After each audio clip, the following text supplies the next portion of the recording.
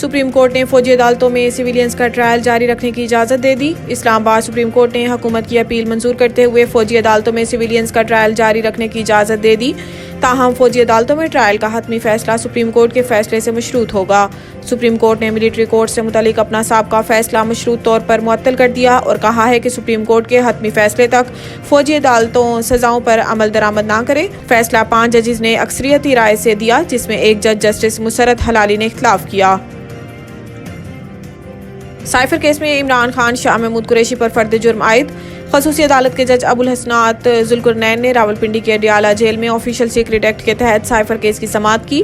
عدالت نے 1923 کے آفیشل سیکرٹ ایکٹ کی سیکشن 5 اور 9 کے تحت عمران خان اور شاہ محمود قریشی پر فرد جرم عائد کر دی۔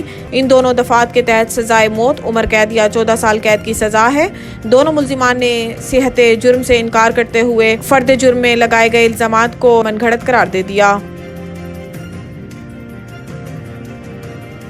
انتقام نہیں چاہتا، لیکن میرے ساتھ جو ہوا اس کا حساب ہونا چاہیے۔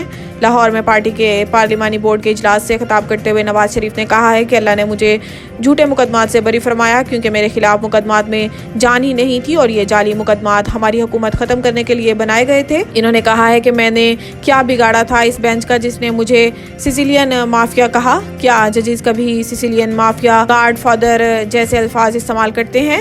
مجھے بطور فرد سزا ملی، لیکن اصل سزا تو 25 کروڑ عوام کو ملی۔ جعلی مقدمات کا کھوکھلا پن بھی آپ سب کو معلوم ہو گیا ہوگا۔ جب پاناما میں کچھ نہ ملا تو اقامہ نکال دیا، بیٹے سے تنخواہ نہ لینے پر منتخب وزیر اعظم کو نااہل قرار دے دیا۔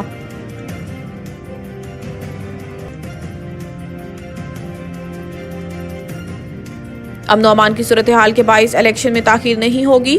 امریکی میڈیا کو دیے گئے انٹرویو میں فواد حسن فواد نے کہا ہے کہ امن و امان کی صورتحال کے باعث انتخابات میں تاخیر نہیں ہوگی۔ انتخابات کے ملتوی ہونے کی قیاس آرائیاں درست نہیں، کوئی ایسا ابہام نہیں کہ انتخابات 8 فروری کو نہیں ہوں گے۔ آئین و قانون کو دیکھتے ہوئے انتخابات میں تاخیر کی گنجائش نہیں۔ انہوں نے کہا ہے کہ مولانا فضل الرحمان اپنے خدشات پر سپریم کورٹ یا الیکشن کمیشن میں جا سکتے ہیں۔